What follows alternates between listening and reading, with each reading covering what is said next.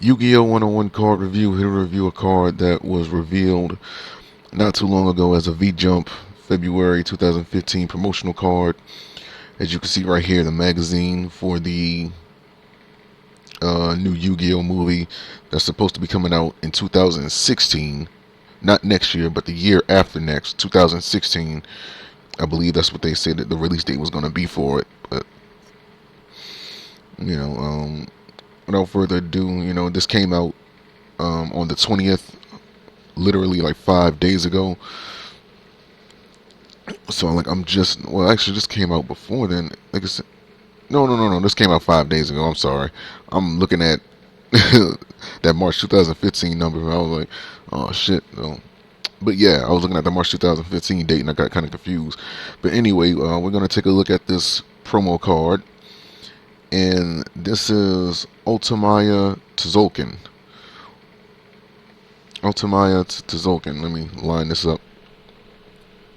You can see everything at once. We ain't gotta scroll down for nothing. Alright, this is a Dark Dragon Synchro Effect Monster. Level 0, attack 0, defense 0. Okay, description: this card is always treated as a level 12 monster. Cannot be synchro summoned, must be special summoned from your extra deck by sending one level 5 or higher tuner monster and one level 5 or higher non-tuner monster you control with the same level to the graveyard, and cannot be special summoned by other ways. Once per turn, when a spell trap card is set on your side of the field, except during the damage step, you can special summon one power tool synchro monster or one level 7 or 8 dragon type synchro monster from your extra deck. While you control another synchro monster, this card cannot be targeted with effects or for attacks. Now, for those of you who watch Yu-Gi-Oh 5Ds, this is actually the sacred dragon in the show. Those who have like the mark of the sacred dragon on their arm, like Yusei Fudo, Leo, Lena, I think that's what that chick name with the pink hair. I don't remember the name of the characters. That crazy psycho bitch, like with the psycho powers. Yeah, her, and and Jack Atlas.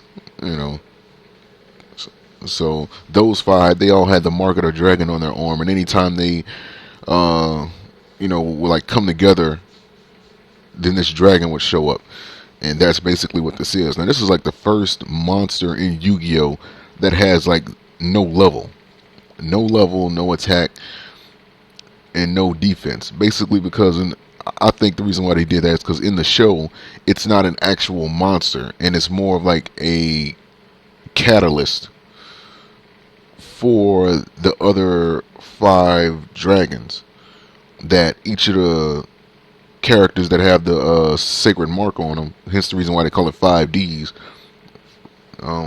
Five different people have the dragon marks on them. Each of those had like a dragon that when they came together, this dragon would show up. And that's basically what the effect is. It's acting as a catalyst for you to special summon these other dragons, like Power Tool Dragon. Saying like that was Leo's monster. The one level 7 dragon type monster was Black Rose Dragon. And the other three were level 8 monsters: Stardust Dragon, Red Dragon Archfiend, and Fairy Ancient Fairy Tale Dragon. No, wait, I think Ancient Fairy Tale Dragon was level 7 as well, right? I don't know. I haven't seen that card in forever, but yeah, these are the dragons here. And the reason why they put Power Tool, Power Tool Dragon is actually a machine type monster, but it's considered to be a dragon, and in the show, it was actually, considered to be a dragon as well. So, that's the reason why they throw that archetype name in there. But nevertheless, man, this is just acting as a catalyst just to help you swarm the field, you know what I'm saying? Like with the sacred dragons that summons Ultimaya Tzolk'in in the show. And all you have to do is set a spell or trap card on your side of the field anytime outside of the damage step, which is normally when spells or traps get set anyway. And it's funny because it's always treated as a level 12 monster while on the field, but it has like no levels, by default. So this is going to be fun to see.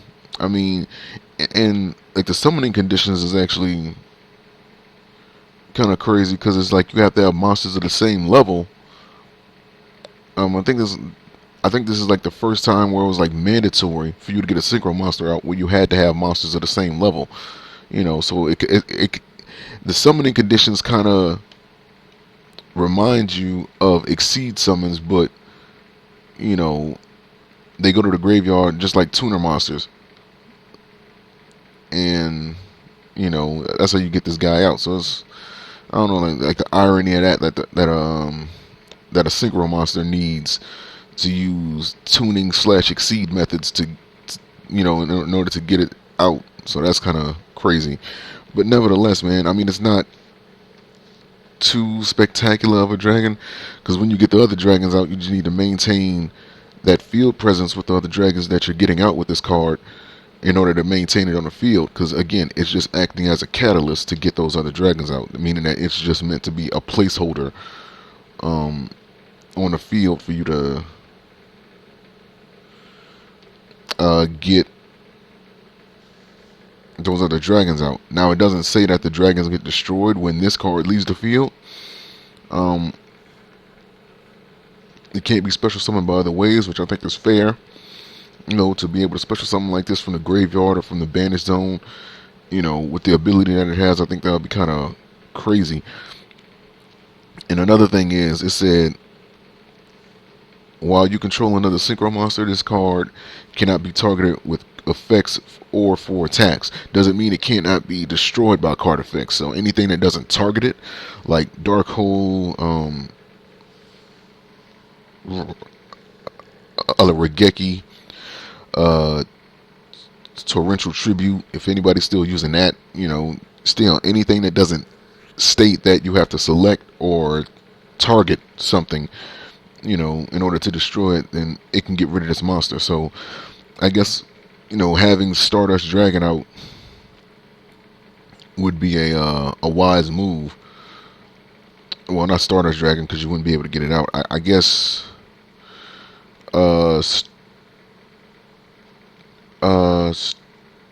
Stardust Spark Dragon, I think that's the name of that dragon that they changed the name to.